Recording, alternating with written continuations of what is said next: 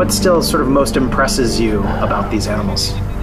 Their unpredictability, the fact that you're always caught by surprise, the fact that even after 40 years of tiger watching, you're still a student of the tiger. There's still so much to be known about this animal and how it behaves, and you never know what you're going to see. So you keep seeing new facets of tiger behavior, and that's been my life, so I love it. Tigers are an iconic species. I mean, they're an amazing animal.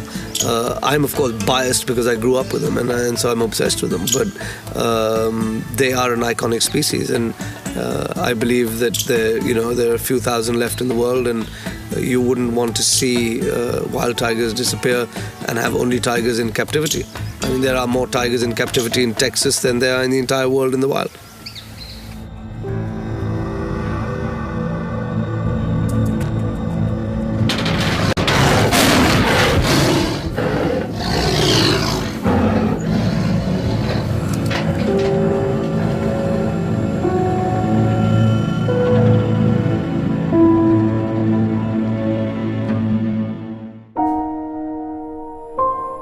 After having worked with tigers for 25 years, there's just so much about them that I love. Their beauty, their grace, they're just these magnificent animals. And I love that there are such a magnificent animal still in the wild on this earth. You know, tigers are often called the largest cat in the world. A big male tiger can get up to about 600 pounds in the wild. The biggest that I ever handled in Russia was 450 pounds. So these are really big, really powerful animals. They hunt by stalking, getting as close to their prey as they can, and then this incredible burst of speed. They can get up to 35 miles an hour in just a few leaps, and then they take down their prey. 100 years ago, there were about 100,000 tigers in the wild. Today, there's only about 4,000 tigers left in the wild, so we've had this dramatic decline. And that makes tigers by far the most endangered of the big cats. The dramatic decline of tigers in the wild is made even more problematic by the dramatic rise of the captive tigers in America. An estimated 10,000 of these live in the backyards, roadside attractions, theme parks, zoos, and sanctuaries of North America alone.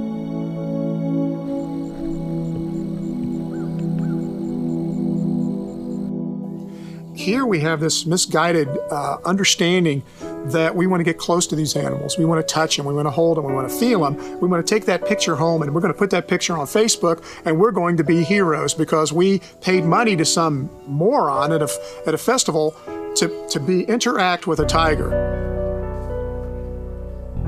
Well, there are a couple of standard lies. One is, oh, this cub the mother rejected. And that one yesterday. All of these cubs have always been rejected. I don't think so. They are bred for this purpose. They are immediately taken from the mothers, because if you leave that cub with the mother for, say, 4 weeks, you've now what's got the equivalent of a feral cat. The only reason that they are pulled from their mothers is to be hand raised so that they can be used as pay-to-play props.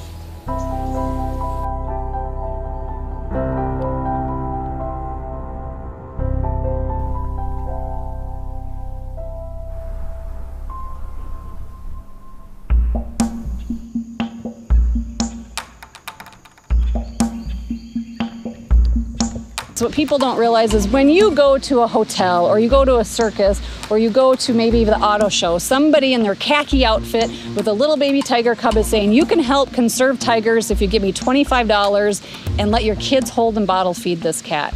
That's just a marketing ploy. It's not real. Conservation does not happen at auto shows and at county fairs. That is just somebody that has bred tigers, usually in a farm-like setting or puppy mill-like setting, and they're actually making money off of those cubs. Stop giving them your money, because when you pay them, you make it possible for them to continue this.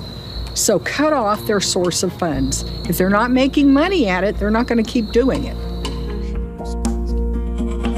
And the problem with this is that the USDA only allows people to interact with tigers from 8 to 12 weeks old. That's a 4-week window out of 20-year lifespan. And what it does is it perpetuates breeders to breed tiger after tiger after tiger for these cub petting sessions. and it leaves a surplus of tigers in U.S. in captivity that have no conservation value and nowhere to go. And especially ask, what are you going to do with this cub when he's too old to get his picture taken or too old to be petted? And I can tell you, there's one company that I will not mention by name who tells people that when they're done, they go to his sanctuary to live out the rest of their lives. And my answer is bullpucky, because you could see that sanctuary from space if that were true. Do the math. So in the wild, tigers can breed at any time of year. That season may change depending on where they are, but they try to time their breeding to periods of high prey availability so that when they're raising their cubs, there are lots of prey available to feed their cubs. Tigers usually give birth about once every 2 years, and that's because when a litter is born, those cubs stay with their mother for about 2 years. So when you think about breeding in wild tigers and what happens at many of these petting zoos in captivity, where they're taking the cubs from the mother, sometimes even minutes after the cubs are born or within a day of when the cub is born, that can be incredibly stressful for a female tigress who is expecting biologically to be with those cubs for the next year or two of her life.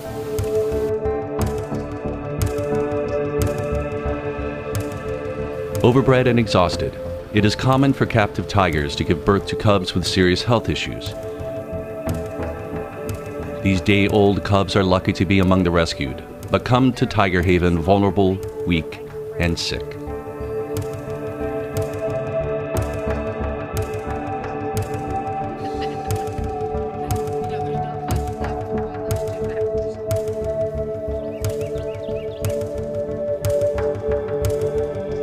As we work with the abusers that are breeders, dealers, people that bred these guys for the cub petting market and for exploitation for money, but then we also work with people that are private owners, and they say, well, I bought a tiger because I love tigers so much. I wanted to bond with a tiger. And I say, that's crazy. So you love a wild animal, you buy it as a baby, you declaw it, you defang it, you put it in a basement or a small kennel. You've taken everything away from what you said you loved that animal about.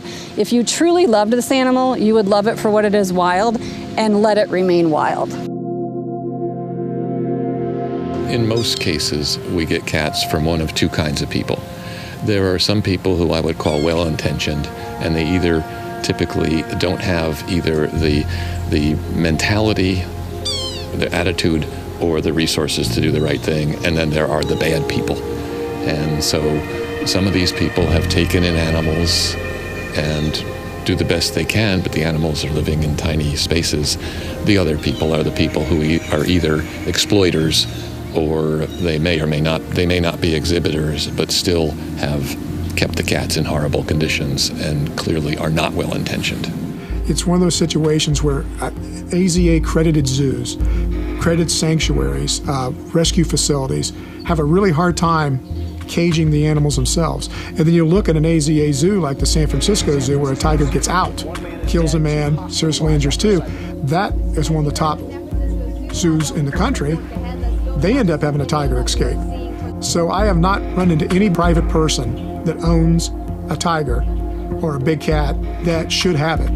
We've had emergency situations when I've shown up with, like in Dayton, Ohio, fighting a house fire, and a full-grown tiger jumps over the firefighters on the west side of Dayton as they're fighting the house fire. This should never happen in the United States of America. When I say this in Nepal or India, they're like dumbfounded.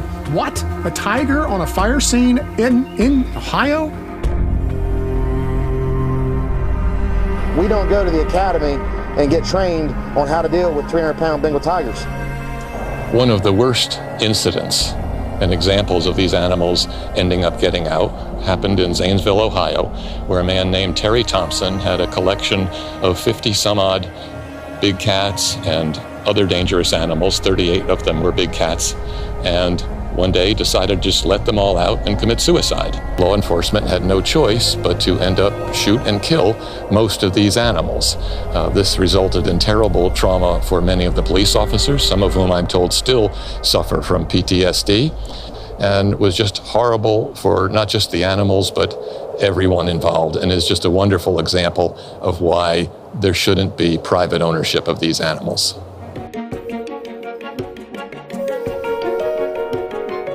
Could you explain the SSP program to me? So the Species Survival Program is a part of the Association of Zoos and Aquariums.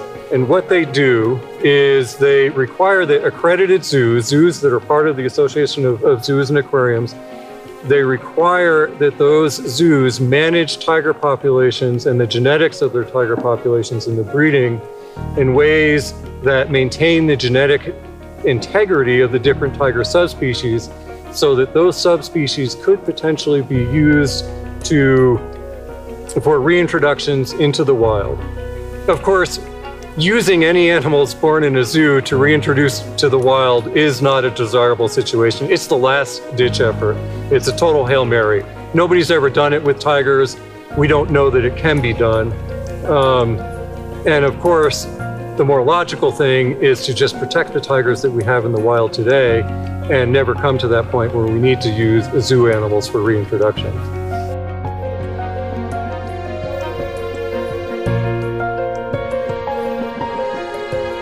I think even discussing zoos is discussing the urbanization of the world now. They say zoos are going to die out because you can watch anything on your mobile device, television, whatever. So do you need to actually see that animal face to face?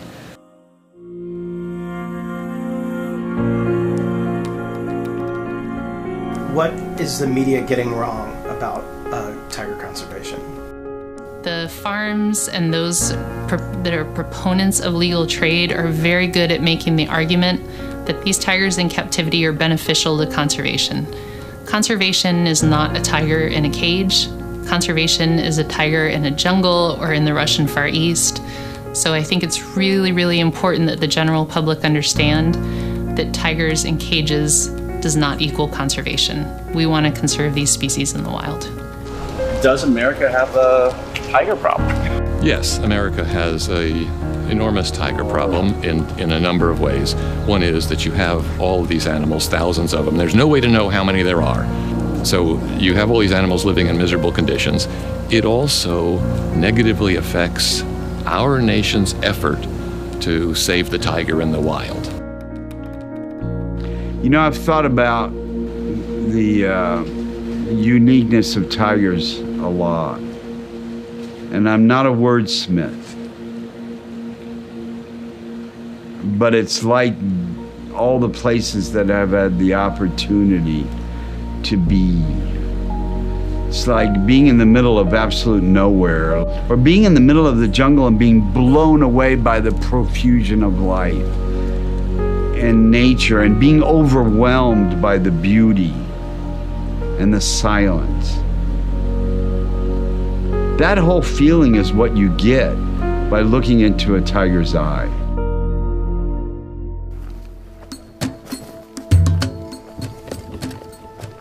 When I was in Nepal, we were there for elephants, but in the process of doing it, we're on foot. And as we were walking on foot through the elephant grass, this huge 400-pound Bengal tiger jumps out of the grass right in front of us, charges towards us. It was only 20 feet away from us, looks at us. All the hair was sticking out of this tiger, just sticking out. But when I saw that tiger, my brain just overloaded with, oh my God, I never want to see another tiger in captivity ever again. I said to myself, this is where they need to be. This is where these cats need to be. I said, what an abuse of one of the most beautiful creatures on the planet to see it. After seeing one in the wild, you'll never think again of ever wanting to see one in a circus. You never want to see one again in a zoo.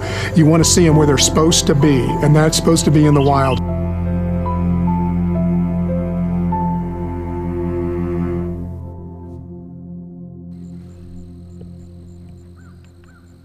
One consequence of this captive wildlife crisis is the creation of a caged species, never to be wild, never to be free in the tall grass or the jungle, never to be part of the true conservation happening throughout Southeast Asia, the true protection of the wild tiger and her habitat.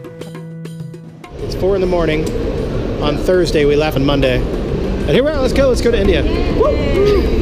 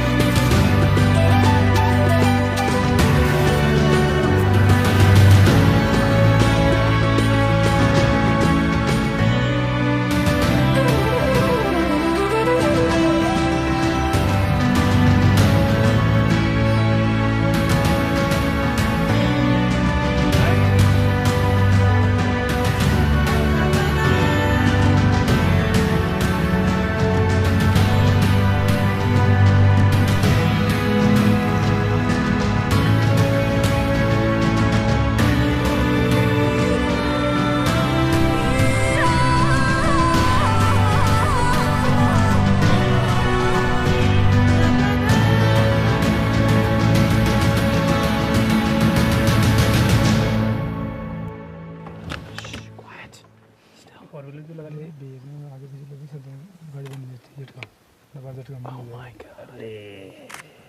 Oh my God. चाबी की जरूरत कहाँ चाबी नहीं? Still, please.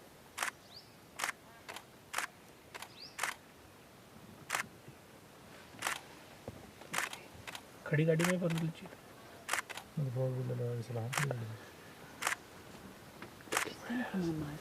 नहीं।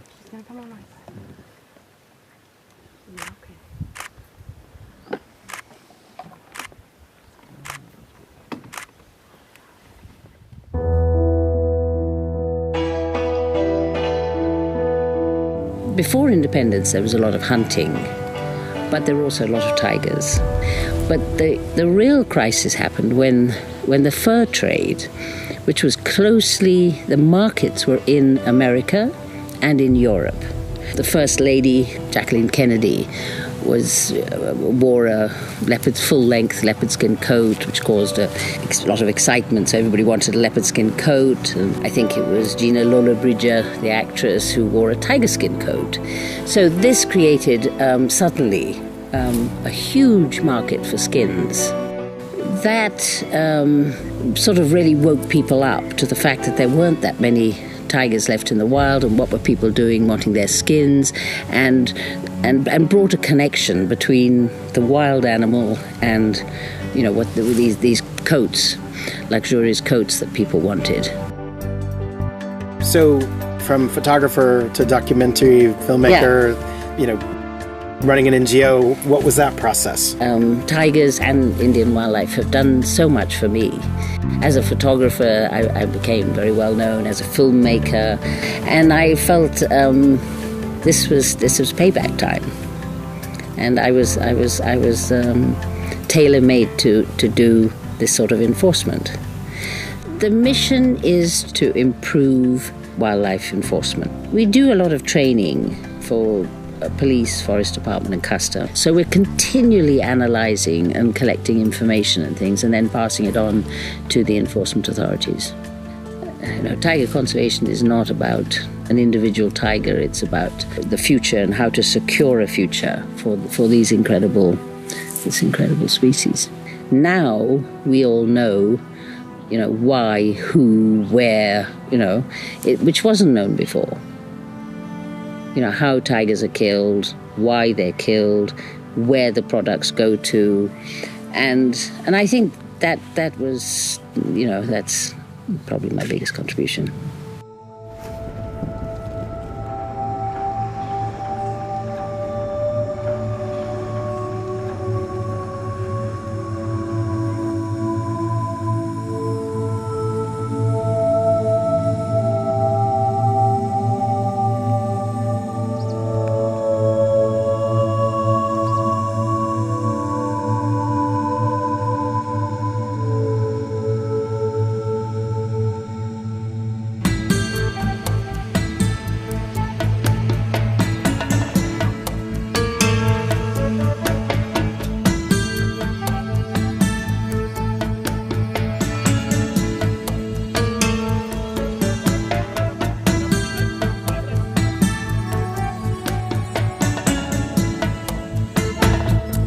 In my opinion, we have to work out a way in which parts of the world are kept inviolate for nature, because that's the only way man will survive.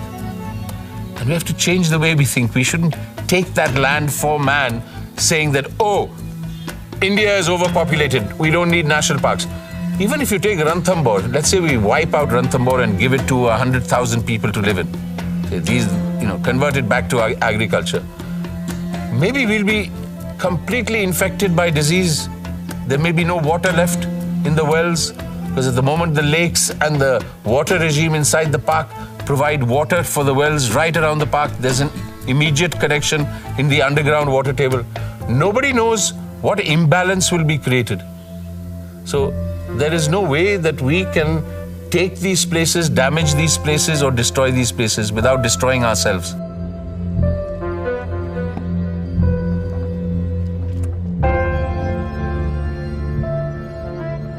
India's food and water security depends on tiger.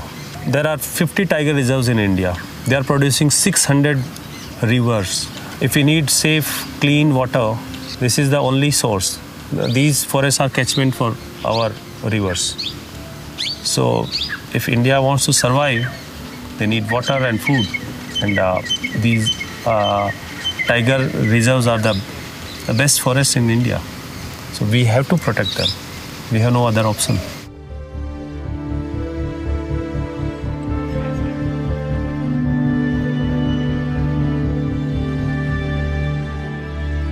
What role do you think that tourism plays in the conservation of these tigers?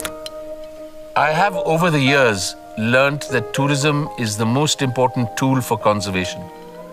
It wasn't so in the 1990s. I was against tourism.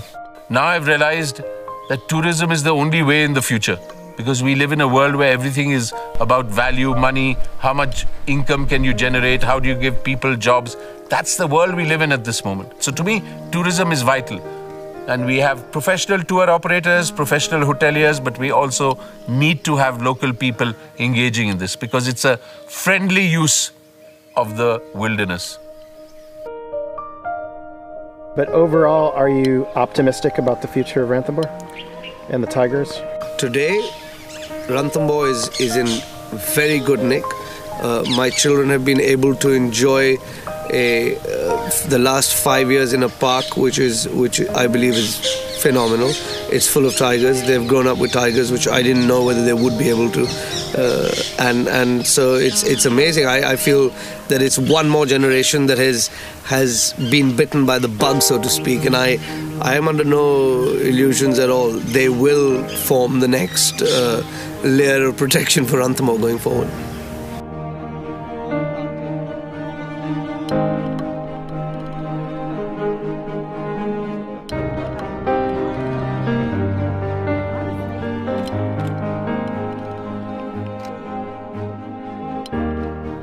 And for the first time, a synergy between Tiger Watch, my NGO, which works with people outside in terms of healthcare and education, and the Forest Department, and through some innovative programs that Dharmendra has started, like the Village Wildlife Watcher, they've actually put together a foolproof monitoring system.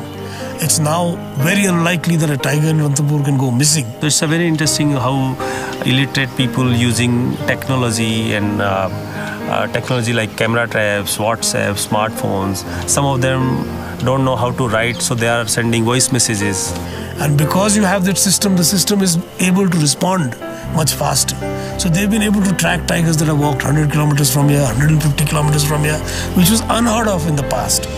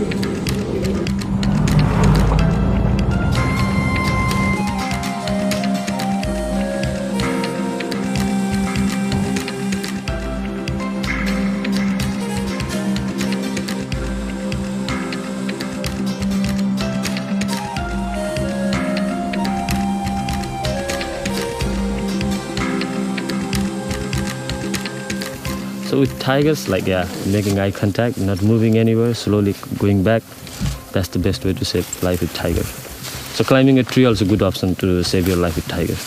And making big noise if they're coming to chase us.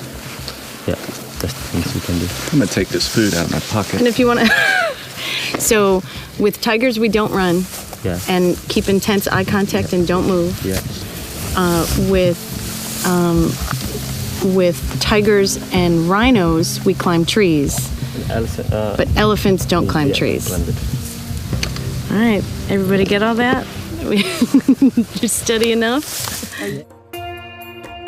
Nepal's conservation effort is a story of cooperation between government, its military, and NGOs like the WWF. While both countries are unique in their approaches, they do share similar challenges in saving the wild tiger. desperate poachers, and the black market's desire for bones, skins, and blood, and the shared challenge to double their respective countries' number of wild tigers by 2022.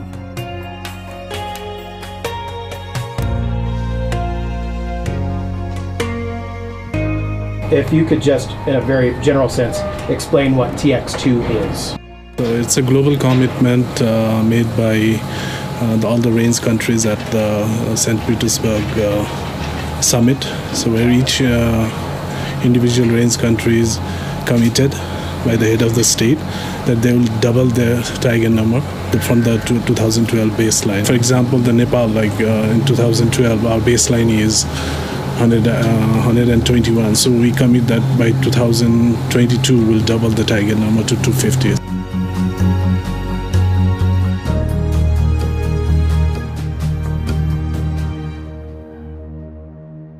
Tiger is the apex animal of tropical ecosystems. If we save the tigers, we can save the many animals. And our philosophy is to save all, save just one, the tiger.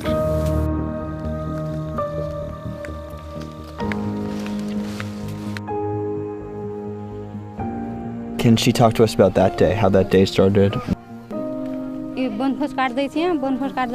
was cutting grass, and then I heard the voice first. I heard the sound, and then later on I was looking at that direction, and I saw him coming, tiger coming, and then I didn't know what to do. I had two kids with me, so I was so afraid, and then I wasn't able to decide anything, and tiger just came and grabbed me from the back. After the tiger had attacked her, did she think that the tiger should be killed or relocated? And how do the people of the town feel about protecting the tiger now? I haven't thought anything. Actually, he is a god for me, that he didn't kill. So I haven't thought of killing him.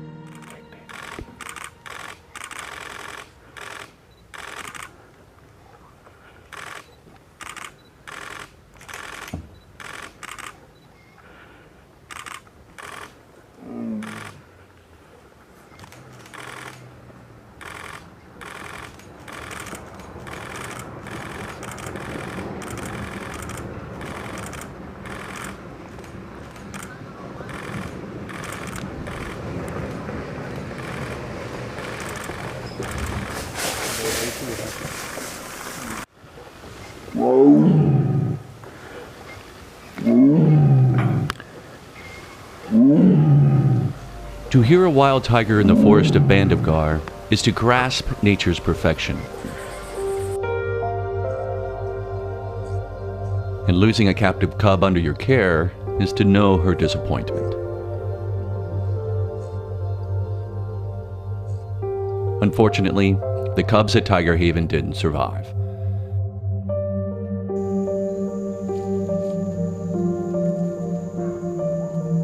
The caregivers and doctors work tirelessly to find a solution, but sometimes, no matter how good the care, the cubs are simply too damaged and just too diseased.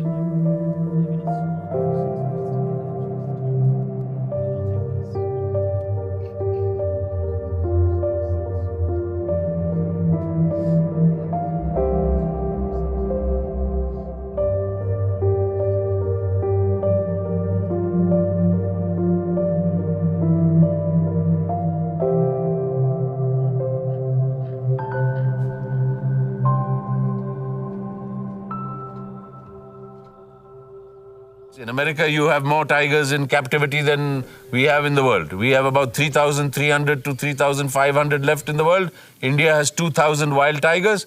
So we have 60-65% of the population. And everyone else can be saying, oh, we are breeding this Sumatran here. We are keeping genes alive in a laboratory. We are going to find tigers and make tigers 20 years later. What for? You have the tigers there sitting in your forest.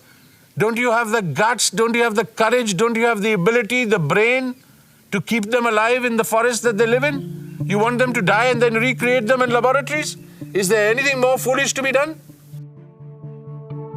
Having big cats unmonitored, unregulated here in America puts the U.S. in a very dangerous position on the world stage with respect to our ability to influence international conservation negotiations. China can essentially look at us, and has done so, and said, why should we clean up our side of the street when you've failed to do so on your end? At the very least, China can say that they know where their tigers are. We can't say that here in America.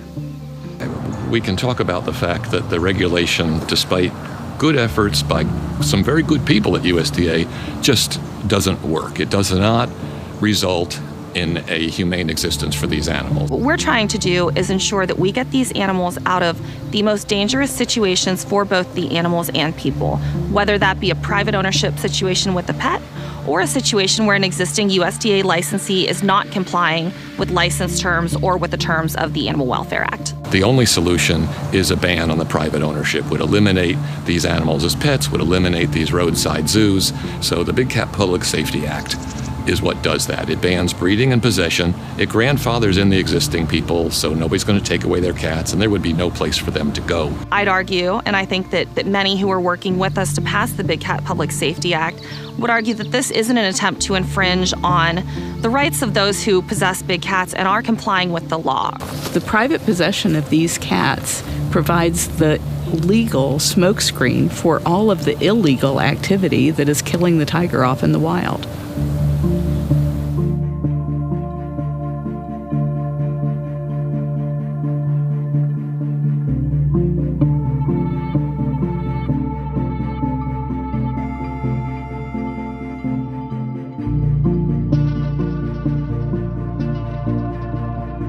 Wild tigers are often cheaper than the parts of captive bred tigers.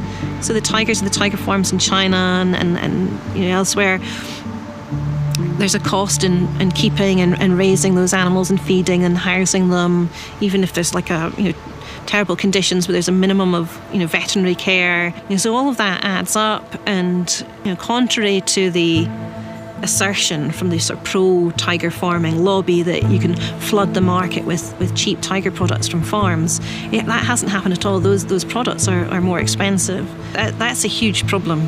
It means every wild tiger has a price on its head.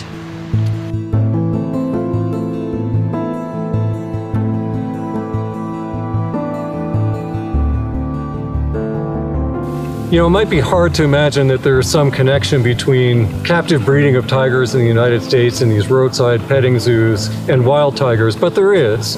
There is an impact on wild tiger conservation as all these people paying money, and sometimes they're paying a lot of money to go to these petting zoos, they're being told that they're supporting tiger conservation when they really aren't.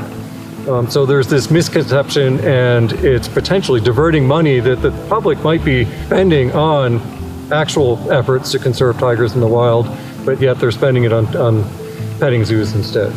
We need to quit looking at animals as commodities, dead commodities.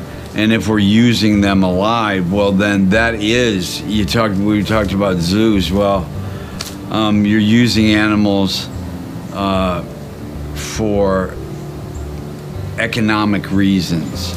I guess it's better alive than dead, but in the end they're going to end up dead because they're worth more dead than alive, and that's what we have to change. If I had a magic wand, one of the first things I would hope for is real leadership from China, a zero tolerance on the use of and the trade in any tiger parts and products from any source, and all the legislative changes that come with that, the phasing out of tiger farms that comes with that, the destruction of stockpiles of tiger parts that comes with that. With that declaration and the actions that follow, that would be a huge step forward. So we were fortunate enough to spend some time with the WWF Nepal and to be in Bardia. And of course, we didn't know then, they were close, but they didn't know that they'd succeeded in already reaching their goals. Can you talk a little bit about sort of that as how they, what did they do right? So Nepal is one of the most amazing countries from a conservation perspective. For almost 3 decades, they have been a leader in global conservation of wildlife and of nature. They have committed at the highest levels politically to big goals like doubling the number of tigers. They have set up programs that embrace communities and involve communities in conservation by giving them jobs to reforest areas that have been degraded, by employing local people in anti-poaching efforts, which then, of course, provides benefits to those communities. That is all based on a very scientific plan that has mapped out in great detail where tigers have the best chance of recovering and growing in number across the habitats in Nepal. And that is why we are beginning to see some amazing results there. Nepal will become the first country to double the number of tigers since the TX2 goal was agreed in 2010, and that is immensely exciting. I believe we haven't even scratched the surface yet. The Ranthambore National Park thriving. We still have another 1,000 something square kilometers which still can be improved, and you could probably double or almost triple the tiger population here in the next decade.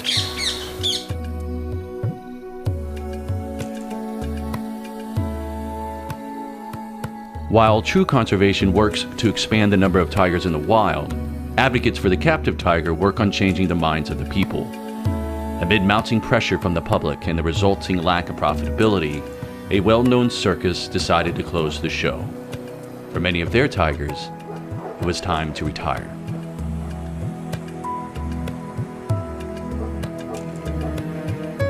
Some of the tigers touched the tall grass for the first time. And for the first time, they simply got to be cats. Although they will never be free, they will get the chance to live a life away from the noises of the crowds, the clamoring of trains and semis. Their daily schedules will consist of nothing more than living their remaining days in peace.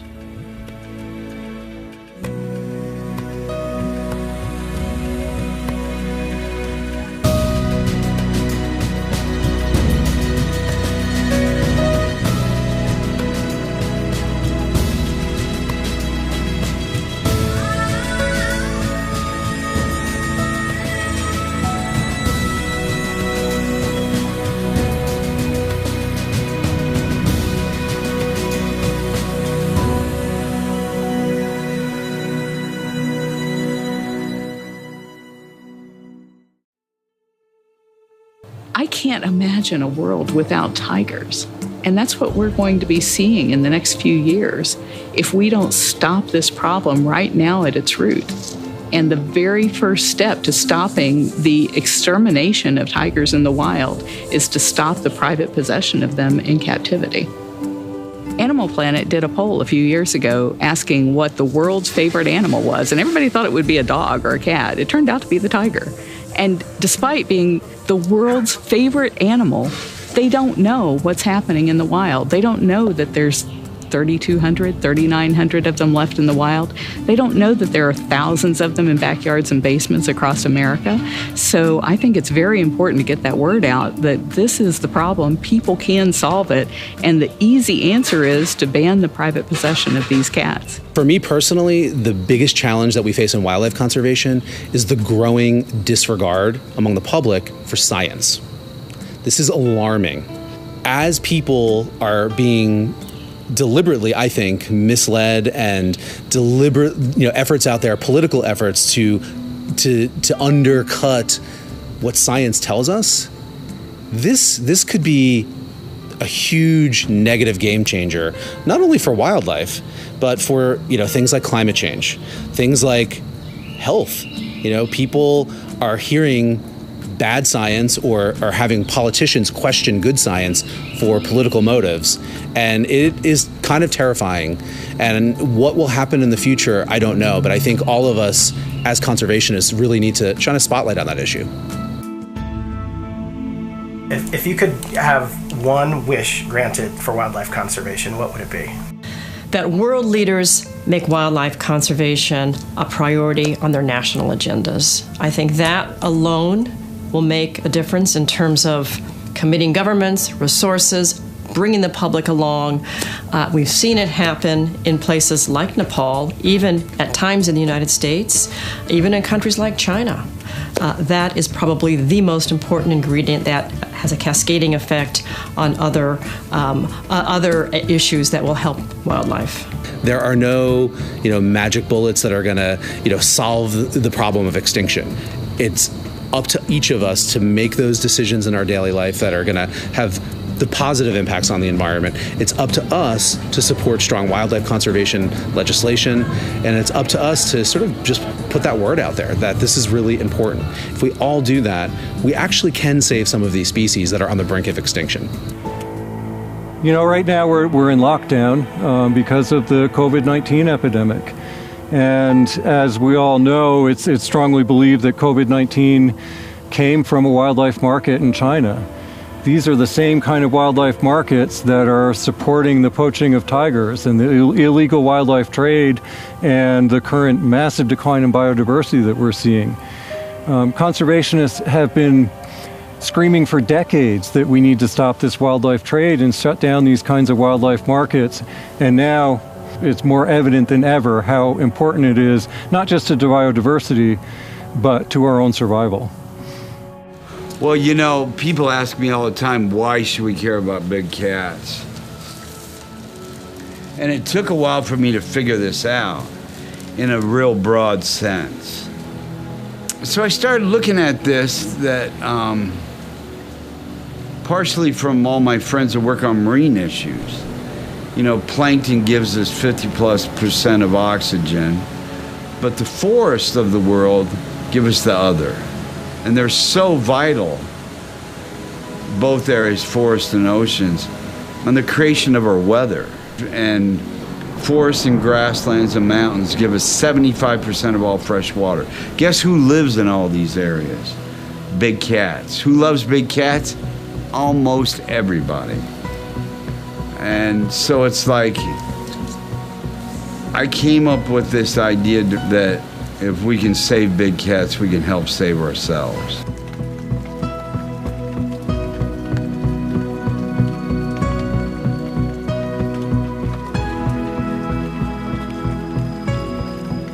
As far as I'm concerned, the tiger has a right to live as much as we have. We evolved in the natural world.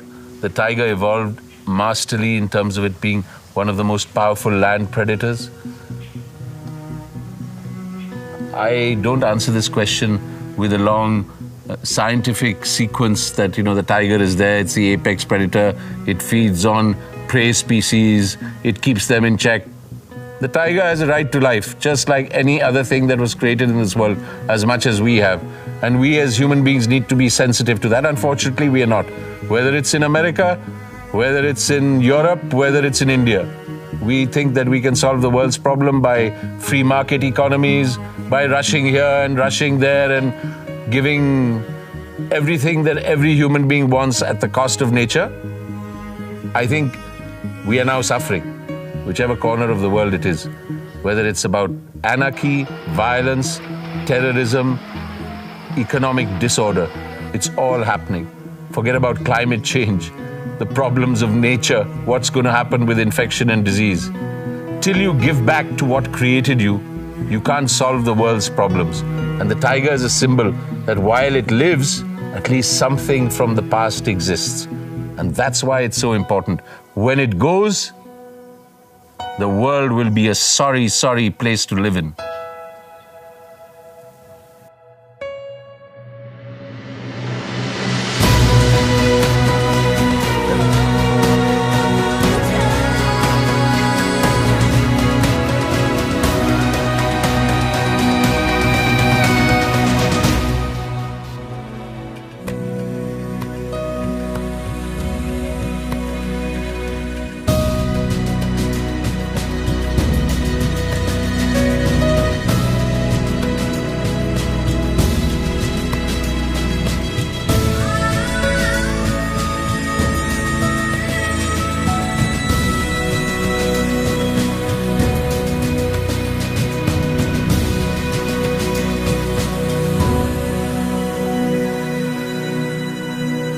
We have a whole stack of cards that came from WWF. Kids and people from the United States are sending their thanks to the rangers and all the people on the ground fighting for tigers.